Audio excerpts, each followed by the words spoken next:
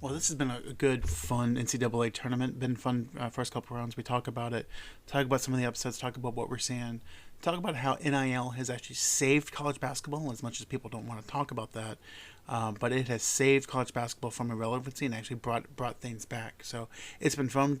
Talk about Kentucky, what's going on with John Calipari, Oakland, Creighton, and all the other teams and what's going on. Some of the new rule changes with the NFL. Good show, good podcast. Have a listen. And if you like what we do, don't forget to like and subscribe to us. Follow us on Apple Podcasts. Follow us on iHeartRadio. Follow us on YouTube. We're up on YouTube now. Leave us a comment. We'll get back to you. Tell us we're crazy. Tell us we're stupid. Tell us you agree with us. That's even better. So just give us a follow.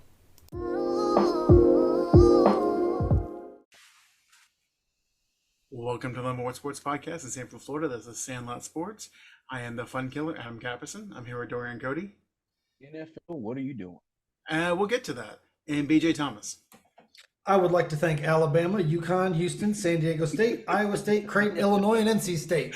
Thank you very much for making my bets pay off this week. So you might have noticed we have done the impossible. Me, kind of, but mostly Hard Rock Bet has gotten BJ Thomas to actually care about college basketball. Yeah, well, I mean, if I can put a little scratch on it, I'll care about anything. If you can watch Eastern Colombian cockfighting, I mean, what are the odds here? What do we got going on? It was so funny. What was it, Saturday night? He was texting back and forth. He's like, God damn it, Houston needs to pull this out. And they did. Yeah, and Baylor screwed Adam. Oh yeah. I think all the other three legs of yours hit, and that Baylor was the one that was like, nope, you suck. So, but we'll start in the tournament and not just our bank accounts aside. I guess we'll start with kind of the big news from the first weekend of the tournament. John Calipari, as he coached his last game in Kentucky. Jay Wright had an interesting take on a show that I saw a clip of him, and he said that the days are over of one and dones coming in and winning the tournament. He goes, people are staying at college longer because of the NIL, and they're learning how to win basketball games. Yeah, I think I saw that same quote, and I completely agree with him. Is NIL has saved college basketball from irrelevancy. Mm-hmm. I mean, Zach Edey, senior, one of the best players in the league, would have gone probably after sophomore year had it not been for NIL. The Sneed kid from Houston, it's a senior, He's out. would have gone probably freshman year, but he's getting paid now. Wade Taylor from Texas A&M would have gone. He's a junior. He would have gone. These kids are staying, getting proper coaching, and maturing where they can and making the game better. I'm starting to wonder if the NIL side effect is going to be making professional sports better. I was just about to ask that question. Did the 100%. NIL Yeah. save professional sports? Yeah. Because a lot of these guys that have the ability because of rankings to jump from high school to the NBA or freshman year to NBA, whatever it has been over the past few years, I don't know if that's good for the sport. But guys that have been coached, learn how to win tough games, hit tough shots, been in bad situations, run the emotional gamut in college. I mean, I just can't see how it's bad for the sport. I mean, we were just talking, Dorian, before you came on, that if you learn how to win a game going through adversity, there's an intangible benefit from that. Thank you, Creighton. Yes, that is fantastic. And you can't get that just by AAU games. Yeah. Because with AAU, Dorian, you can back me up with this. You're playing 7, 8, 9 games a weekend. Who cares if you lost one game? You got another one right now. But with staying at college, and every game matters, especially in the tournament. These kids are getting the reps and getting the emotion and getting the fundamentals and the skills to be better. I'm really looking forward to seeing what Zach Edey can do in the NBA now. 7'5", ginormous Chinese mountain. Yeah. Also too, speaking of the whole talent level, right? So what happens is you get a kid who, like, what perfect scenario, you get to go to college and get paid, you get that college experience and you get paid for it, right? Then when that translates to the NBA, that should improve the game, because why? You have more seasoned players. You have players who've been through adversity, who played against top tier players, and we can close that gap between the United States and Europe You because don't have trash coming off the bench. right, absolutely, you got individuals. You know what? Really quickly, I was speaking to someone and they were saying that the bench players from the 80s and 90s were a lot better than the bench players from today, and they said the reason being is the bench players back in the 90s and 80s, they knew their role. Like Michael A. Johnson, hey, you're coming in, your job is to give us at least 15 points, right? You got the Dale Ellises, you got um uh the Ricky Pearsons of the world, right? Who Vinny your Johnson's. job is to come right, exactly. They said in today's NBA, individuals coming off the bench, they either aren't ready to play or they think that they can come in and they're the second coming of Steph Curry jacking up threes. Well, and again, that goes back to the AAU style of American basketball. Is these kids, they're not taught to really play coming off the bench and doing all this. They're just taught to just go win the game by just pure athleticism, not play as a team, not really worry about if you're winning or not. Just I've got mine, let's go. And in Europe, it's a team game, and that's Absolutely. why right now the NBA is dominated by European players. Mm-hmm. Yeah, one of their favorite. They are. Yeah. You remember the player Marco Yards who played in the NBA? Yeah. Marco Yards. He was the at one point he was a starting point guard of the Clippers. Yeah. Yeah. So he's still playing. I think he's playing in the Spanish league, and he's still a contributor. He's still averaging, I think, 17 points. For what I was hearing when I was listening to satellite radio, like a lot of the European players that played in the NBA when they came to the NBA, they were under the understanding of, hey, okay, when I come in, there's a role I have to play. So like the Rudy Fernandez, when he came into the NBA and he played for Portland, when he played for Portland, he came in under the impression that, hey, you know what, I'm a role player, I want to contribute. Over in Spain, he's Spanish Jordan, they call Yeah. it. So Well, it's yeah. and they've learned they have to earn their spot. Right, right. Right, exactly.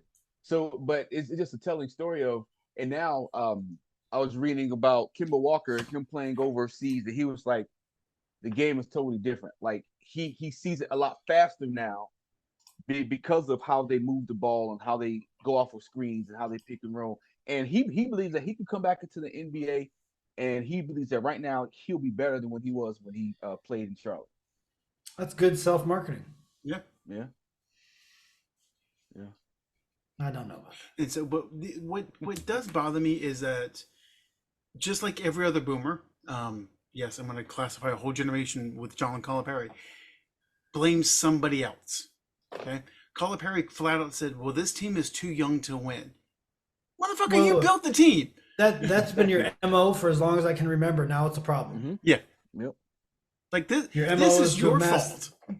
your MO has been to amass the most amount of young talent and get to the finals.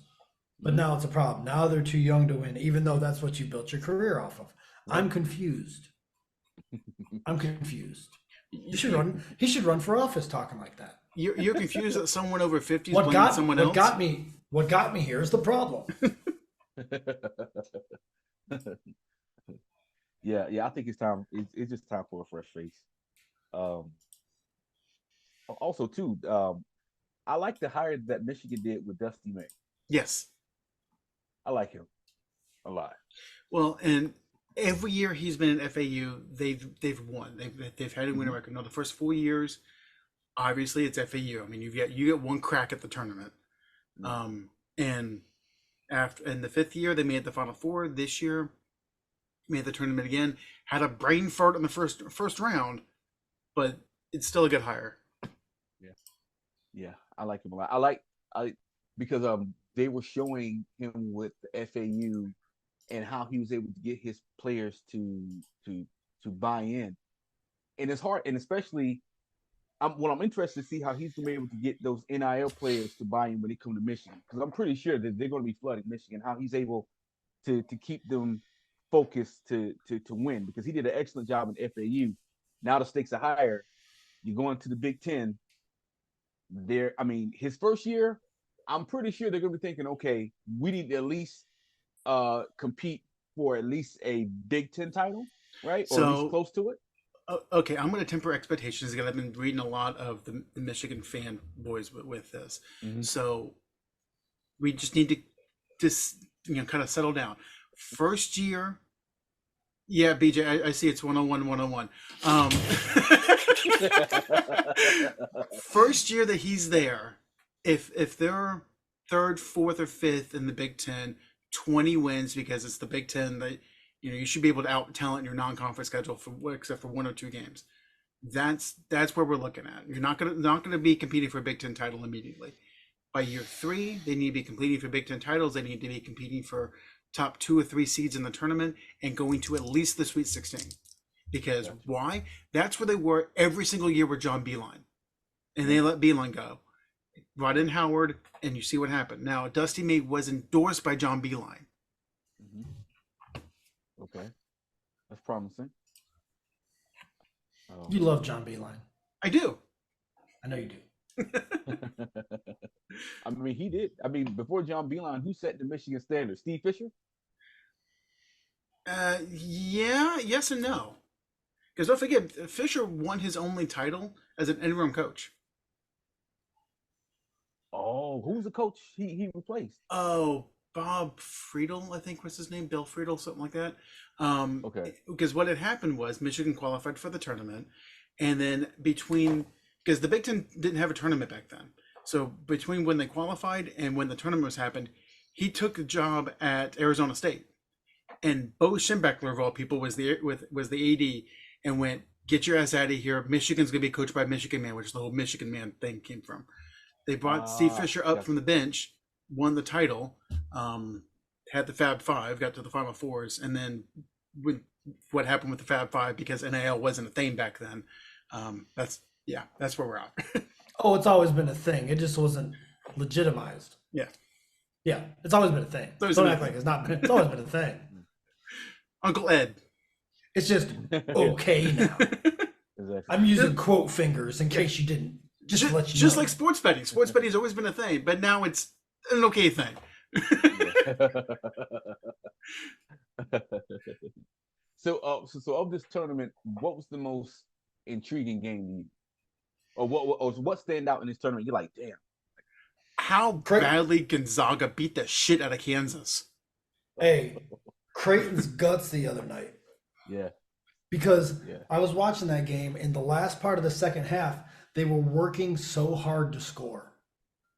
It just didn't, it looked like they were going to lose the game because every bucket they got required so much effort.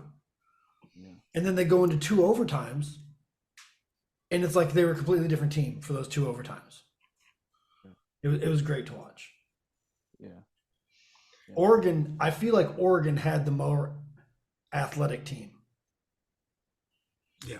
Yeah. But Creighton had, I don't know, they just gritted it out, I guess. I don't know. It just has that been Creighton's MO ever since McDermott? Ever since McDermott, they've been like that gritty team. When you get in a tournament, you're like, oh shit, we got these. I feel like we're just doing the usual college basketball trope, but we're not addressing it. You mean, so the team full of white guys is gritty, and then the team full of black guys for Oregon was more the. That's we're doing it. I just caught us doing it. We're doing it. You caught him doing it. I caught us doing it. No, I was just talking about it too. How they gutted it out and they grinded it out, and Oregon was more athletic. I mean, it's kind of like ESPN just going, Oregon was black and Creighton was white, and Creighton just kind of gritted it out. Yeah. But to Creighton's credit, they've always been that team. Well, even when they because They're had like they had NC to State. be. They're like NC State in football. Yeah. Where Exactly. They might not dominate, but you're gonna be in for a fight tonight. Yeah. Right. Exactly. No, but going back to your question about what surprised me. So I watched the Kansas Gonzaga game, and that first half, it was back and forth, back and forth, back and forth. I think it was like 44-43 at halftime. But the announcer, I forget who it was, but it was just getting on to Kansas, like, y'all need to cover the pick and roll. because at least 10 times, like the guy would just be wide open in the pick and roll. He like towards the end, he was like, "Fuck it, I'm not even gonna mention anymore. I've said it enough times." And then the second half, they just beat the crap out of him. Mm-hmm. And Yeah. we're not talking like Kansas State or Oklahoma State or Boston College. No, this was Kansas, and just beat the shit out of them. That's what surprised me the most. Yeah. Yeah. What was fun to me was Yale. I think the kid's name is Papadopoulos or whatever his name is. Whatever his name is. Like the thing about it is, you would think, okay, when you're hot, okay, even it doesn't matter what type of level of basketball you're playing, whether street ball or professional. If there's a guy, he's hot, you have to try to put a hand in his face. Like whatever you do, you got to do something to like bump him off of a screen or something. You just can't let him run to the 3-point line, catch it, and then just stroke it. You got to do something to let that dude know, hey, you're gonna earn every point here. And like, I guess they were like in shock, like, is this guy really beating our ass? And he was like, Yes, yep, yes, he is. Well, No, but you get like that on the basketball court. I've done that just in pickup games where it's like, this guy scored 5 in a row. Yeah. What's going on? And then you're just kind of stuck for a second, and sometimes it's too late to recover. And speaking of guy went to the 3-point line, the guy in Oakland played against Kentucky. Oh, the guy with 8 2-pointers all year? 8 2-point attempts all year. In 275 3-pointers? Yes. That's my kind of dude right there. Jacket up. And the only reason he went to the basket is because somebody was all over him when he was trying to shoot it. That's it. Like, but he probably couldn't breathe with that defense. And he's like, Dude, he was I'll drive. like Jimmy Fredette. Everything he Hey, did was man. crap with the 3-point line. Look, Everything. Look, those guys are entertaining to me. He's probably got 2 skills. Shooting and shooting. Those are the only 2 things he's got. And we talked about NIL. We started the whole segment off with that. So apparently after that game, he got a deal with TurboTax. It was like a $30,000 deal with TurboTax. That's awesome. Good for him. I'm gonna call him Splat. That's his name. Your name is Splat. Yeah. But I mean, I love that stuff. I don't know. Like he's like, I refuse. I will not. I will drive when it's worth 3 points. So yeah, it's been a fun tournament. I'm really looking forward to it. Now, granted, there's not many smaller schools. Now there's still Creighton, there's still San Diego State, but those are 3 and 5 seeds. So it's not like any big upsets, which I think is a good thing. Mm-hmm. You think the commission of the SEC is feeling stupid? Yes, and so is Tom Izzo because he repeated the same comment. Well, yeah, he repeated the same comment, but the SEC took the brunt of that. 1 and 5 or 1 and 6, something like that in the first round. Something like that. It was not good. No, it was. I mean, you can't do that and then go out there and fall on your face, especially when wasn't Kentucky number 3 team in the nation? No, they were a 3 seed. No? 3 seed, okay. Well, either way, you can't go out there after saying that and take a shit. That's not how that works, guys. How about we just address that differently without sounding so pompous? I think that we should try that from now on. But you're expecting people from the SEC to not sound pious and. Yeah, I don't know how. Maybe basketball. Maybe basketball. I mean, I understand football. It's been a run. I understand, but basketball there hadn't really been a run.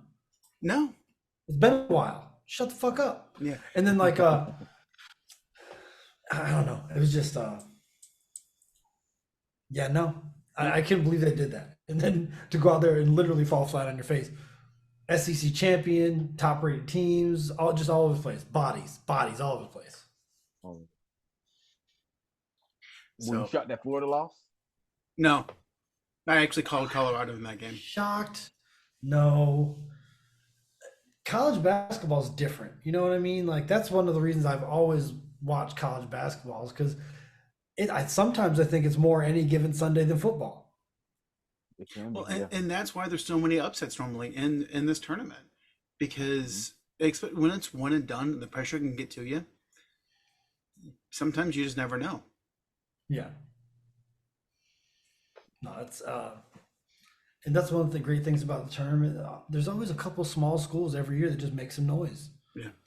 Upset people's brackets, destroy them, dismantle them. The SEC is really the cause for the downfall of everybody's brackets. You might have called one or two of those. You did not call 7 of them. No.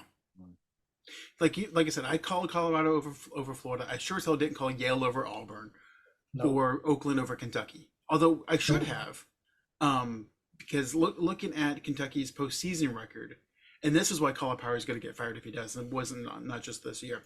So the past 10 postseason games, that's SEC tournament and NCAA tournament that Kentucky has played, they've been favored in all 10. They've won 2. That includes the loss to Oakland and the loss a couple years ago to St. Peter's when they were a 2 seed. So here's the thing that I learned about the tournament, right? So it's like it seems as if the pressure is more on the higher seed teams than the Grand Canyon or the Grand Valley. Absolutely. 100%. They're playing with house money. It's like they got a voucher from the casino, put it all on black. Right. So that means that you have to be an extraordinary coach to be able to coach those top teams through that. Like Krzyzewski or Dean Smith or of the world. Like you best put Mark Few in your mouth too when you're calling they great coaches. Of course. They have to be prepared to be punched in the mouth. Yes. Right. And when you're front running all season, sometimes that you can't answer the bell like that. We've seen that in football. I'll get back to that in a second. So the reason why I was so mad about Mark Few, because he gets so forgotten about when it comes to great coaches. It's always Krzyzewski and Roy Williams and Jim Behan. But Mark Few has had a team in the tournament every year since we were in high school. Yeah. So, but yes, back to the point. So you'll see it in football all the time, especially a team coming out of the Big 12 or the Pac-12, just dominate the conference play, and then they go to the playoffs, or they go to a bowl game against a Big 10 or an SEC school, and it's embarrassing. I think it was Oklahoma a couple years ago, the year that Ashley Simpson did the Orange Bowl, where they just dominated the Big 12 and went against Florida, and it was like 41-14. Did you just say the year Ashley Simpson did the Orange Bowl? Yes. I'm guessing you got a thing for her if that's how you tied that in. Well, I guess remember she was booed off stage. I think that was that post SNL lip syncing. Yes. Oh yeah, that was one of the most awkward pieces of television I've ever witnessed in my life. When she did the okey doke off the stage like that, I just didn't even know. Where is Ashley Simpson now? After that, I haven't heard from her. Probably karaoke bar somewhere. Probably with Robin Frayne from Milli Vanilli. One of them killed themselves. Oh, okay. I thought it was drug overdose. I didn't know it was suicide. Oh my god! We discussed this. That's pretty much long-term suicide.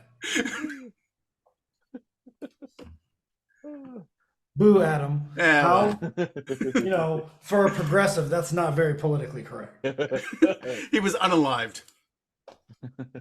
I hate that shit on the fucking internet. And then blocking, putting the asterisk where the U goes for drugs. No, fuck that. Yeah, and I don't know. All of it. I hate all of it. Is that okay to hate all of it? It's okay. I hate all of it. I hate a lot of things though. Don't worry about me. Oh, you know what? At least you're not saying that the cargo boat hit the bridge because of DEI, because that's a whole different conspiracy level. Like that's like tinfoil hat and plastic wrap and all kinds of shit over your head. Yeah, I've made several people not go to a pizza place because they had an Anthony Sabatini meet and greet. I tell people that, I won't go there, and I was like, yeah, probably. I wouldn't recommend it. He's just a piece of shit. I mean, he's a pandering piece of shit. He's a snake oil salesman. Anthony Sabatini. Who is Anthony Sabatini? Quincy Ocha. If you don't know that, you're too young to be listening to this fucking podcast.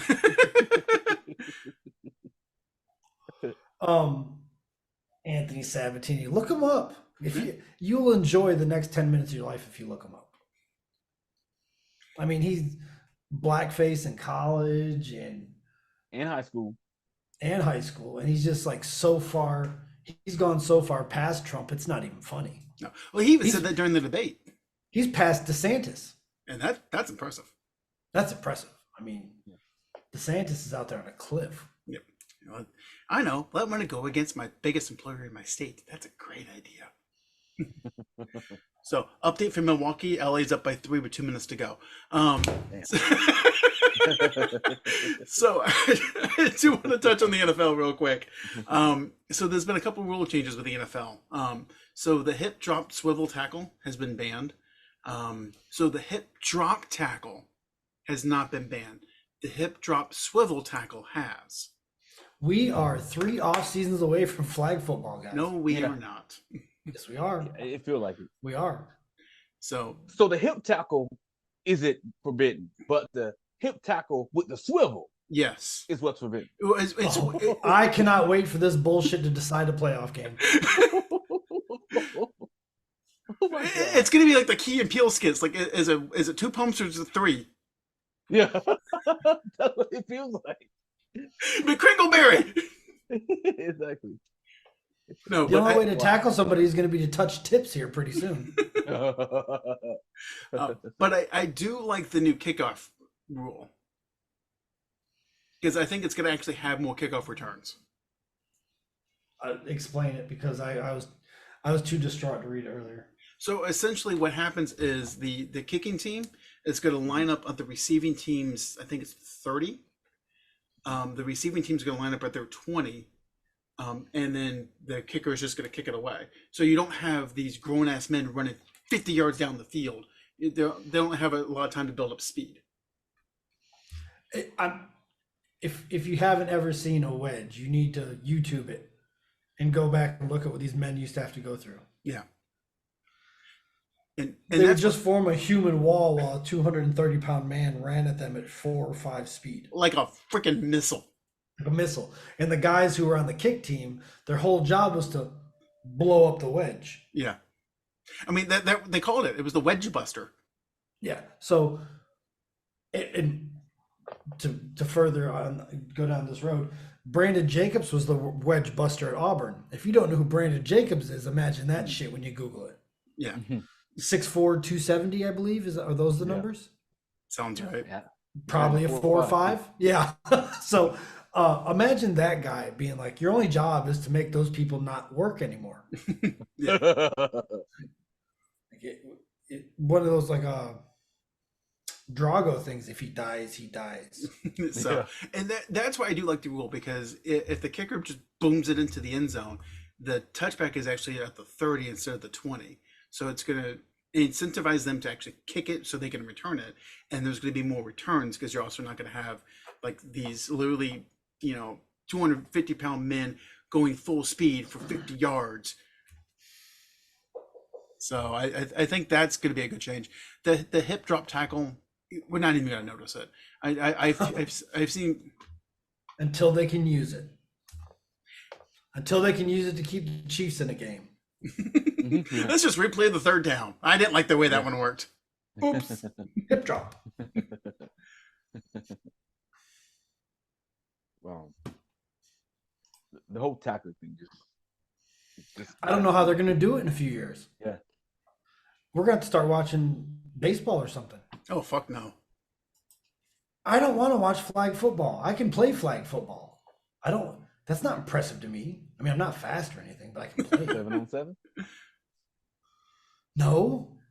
With those little weird looking styrofoam helmets they wear. They look like chess pieces out there. That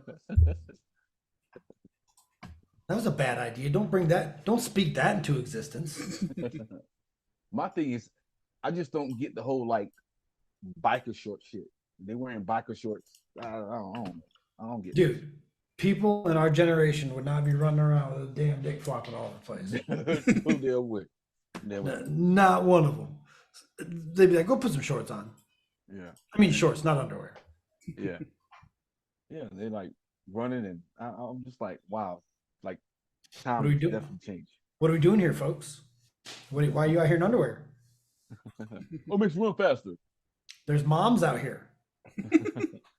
I know they're checking you out. Florida, the land of cougars. Could you imagine any of the 7-on-7 tournament at the villages? No, I want to sleep tonight. Don't put that into existence. That'd be hilarious. A whole bunch of cougars out there. That crowd might be a little dark for the villages.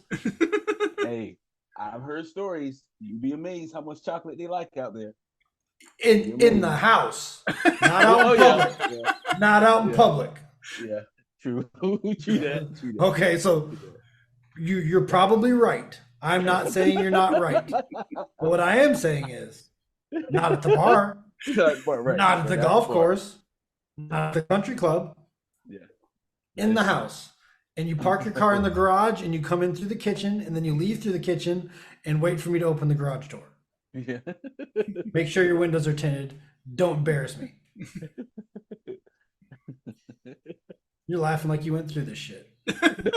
No. I'm laughing because you know it's true. I heard a situation. Yeah. Dude, there was a whole documentary on this shit.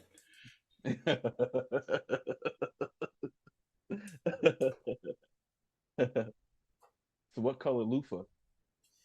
What's the main color of loofah? What is it? Is it green or something? I don't even know if that's true. I really believe that it's more likely to let people find their cars. I do believe that. But in 2005, when I was working up here, a lady showed me a picture of her and her husband at a fishbowl party. Do you know what a fishbowl party is? I know It's when when I there's was a in fishbowl college, you would put the keys in the fishbowl. Yes. There's a fishbowl on the table. The guys put their keys in the fishbowl. The women go by and grab a set of keys out, and whoever keys you have, you leave with that person. That's a different kind of fishbowl. We would just put the keys in there so you didn't drink and drive. No, this involves fucking. So the guys put their keys in a fishbowl, and the girls come by and they grab a set of keys, and whoever's keys you leave with, or that's the guy you leave with. Wow. Yeah, Dorian's like, fishbowl party. I was like, how do I do this? That's crazy. Dorian's Amazon wish list is gonna have a fancy fishbowl on it. I'm having dip. Whatever you do. Rhinestones, gems, everything. I don't want to hear about it. No. I'm good.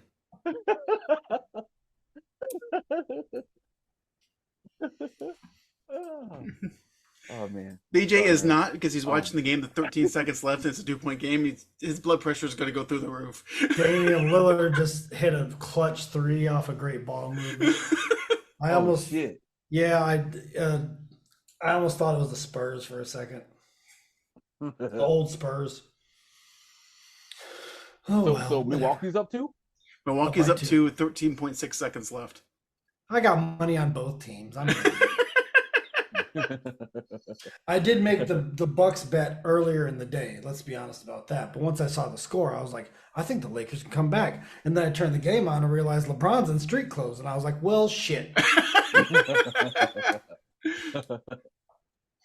I'm relying on D'Angelo Russell and Anthony Davis. And Austin Fuck Reeves. my life. Yeah, He's the most reliable of the three. Hey, D'Lo's got 25 points. None that matter.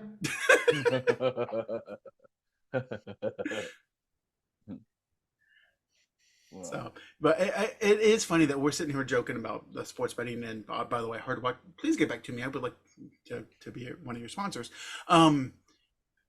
No, I'm not sponsoring a casino. We want them to sponsor us.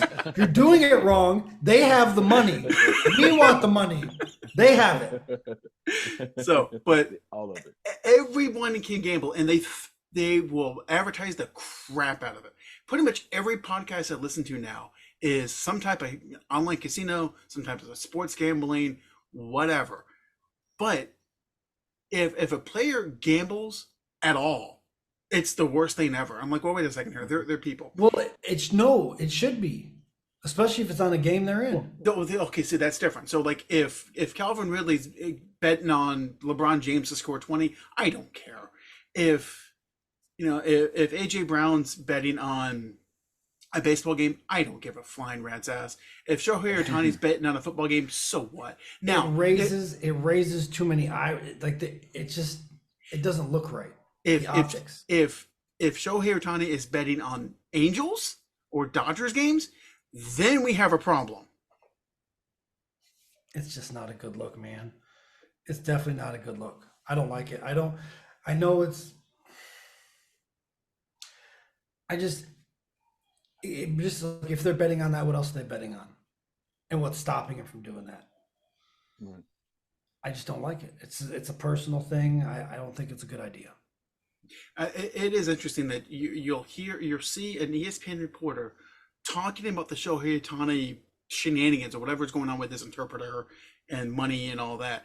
Like they will be out there with a microphone that says ESPN bet, talking about how bad it was that Shohei Ohtani may have bet on stuff. You talk about optics. No, I know Pete Rose like, what the fuck? Yeah, okay. Pete Rose is different. He's dying right. Yeah, no, he was literally betting on things he controlled. Yeah, because he was saying, no, my team's going to lose and yanking the starting pitcher. Oh shit. Yeah, it was bad. Bro, there's money to be made. It's like the dude from Toronto. Now, again, this is where I draw the line. The dude from Toronto, so like his under would be like 5 points or something. And then so he'd start the game and then go, oh, I have an ankle injury and I can't play. Oh, damn. Damn, no integrity. Oh my God. That's the problem. But that's the problem is like, at what point do you draw the line? And the problem is with gambling is there are people that can't stop. Like Yeah. I didn't bet on anything for months after football season. I didn't care to. It was really just Then- the college, the NCAA tournament came out. Yeah, and then when the NC tournament came out, it's like, let's throw some coffee money at it, see what happens. Yeah. And there are some people that can't do that. There's some people that bet half or all of their paychecks on this shit. Yeah, and that's why, like, literally all those ads I talked about, at the end of every single one of those ads, there's, if you need help, here's the number to call in your state. Yeah, for sure. Like I only want people to get involved in this if they think they can do it responsibly and safely and comfortably.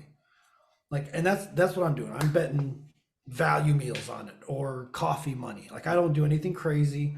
The biggest bet during the playoffs, I think, was $30 for me. And that's something that I felt like I really had. Like a fucking idiot, because you don't really have anything when you're gambling. You know nothing. You're hoping. Yeah. And hope is not a strategy. We've covered this. Yeah, we covered this. I will say this. So when that app went live back in November, I think, I put an initial deposit on it. It was money that I just had sitting around with nothing. I have not put an additional deposit on that app since that moment. I've been playing. I have, because I made the mistake of betting on playoff football. It changes. It goes from doing what they've done all season to doing what they need at that exact moment. And that doesn't necessarily align with their trends. Yep. And I played their trends. Don't do it, guys. Don't do it. And so we're gonna have a betting manifesto coming into next football season. So we learn from our stupid mistakes. Yeah, and if you bet the first 2 weeks of the football season, you may have a problem. Yep. Nothing has been established. You know nothing. You're guessing. So we'll talk about my picks after the first 2 weeks of the season. No, we will still pick games, but we won't talk about money or fantasy football for that matter. So there is that. What? Hey, We'll be talking about fantasy football 2 weeks before the season. What you talking about? You want to talk about fantasy football now, but I'm trying to stop you. This guy right below me, you guys can't see the Zoom, but he's right below me. He's waiting. He's waiting. I've ended the season 2 years in a row, and I know he doesn't like it. I know his cousin's mad at me. And all of this it fuels me. It's like fire to a steam engine. You don't understand. And Dorian took some consolation that his brother's the one who took me out of the championship. Yeah, but still, I didn't benefit from it. He did. He rubbed it in my face.